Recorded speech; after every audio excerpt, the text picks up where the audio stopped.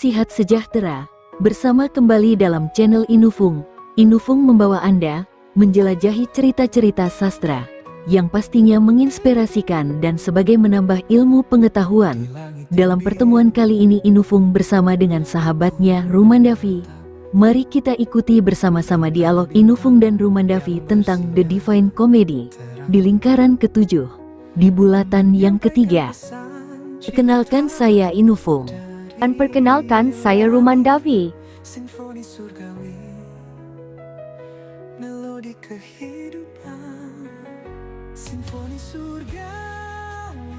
Inufung, aku baru saja membaca bagian bulatan 7, pusingan 3 dalam Inferno dan jujur, aku agak bingung. Jelaskan apa yang terjadi di sana. Tentu boleh. Bagian ini terjadi di lingkaran ketujuh neraka, khususnya di bagian yang dihuni oleh para pendosa yang melakukan kekerasan terhadap alam. Dante dan Virgil melewati dataran terbakar dan bertemu dengan sekelompok sodomites, termasuk seseorang yang sangat berpengaruh dalam hidup Dante, yaitu Ser Brunetto Latino. Tunggu, jadi Brunetto ini siapa sebenarnya? Menarik. Ser Brunetto Latino adalah seorang penulis dan mentor bagi Dante. Ia berperan penting dalam perkembangan intelektual Dante. Namun, dalam Inferno, ia dihukum karena dosa yang dianggap bertentangan dengan hukum alam menurut pandangan zaman itu. Menarik, dan bagaimana Dante bereaksi ketika bertemu dengan mentornya di neraka? Ini yang menarik, berbeda dengan pertemuan Dante dengan pendosa lain yang biasanya penuh rasa jijik atau takut. Dante justru menunjukkan rasa hormat dan kasih sayang yang mendalam kepada Brunetto.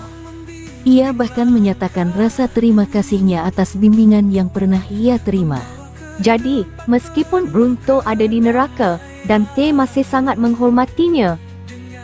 Tepat sekali. Ini menunjukkan betapa besarnya pengaruh Brunetto terhadap Dante. Tapi Brunetto juga memperingatkan Dante tentang kesulitan yang akan dihadapinya di dunia fana, terutama dari orang-orang Florence yang iri dan kejam. Aku melihat ada banyak simbolisme di bagian ini. Misalnya, mengapa para pendosa di sini harus terus berlari di bawah hujan api? Itu lambang penderitaan yang tak ada habisnya. Mereka dihukum dengan elemen yang berlawanan dengan sifat alami manusia. Hujan, yang seharusnya menyejukkan, justru menjadi api yang membakar mereka. Ini melambangkan bagaimana tindakan mereka melawan tatanan alam. Wah, semakin aku mendalami Inferno, semakin aku sadar betapa dalamnya makna di balik setiap pertemuan. Jadi, apa pesan utama dari bagian ini menurutmu? Salah satu pesan utama adalah bagaimana Dante menampilkan kompleksitas manusia.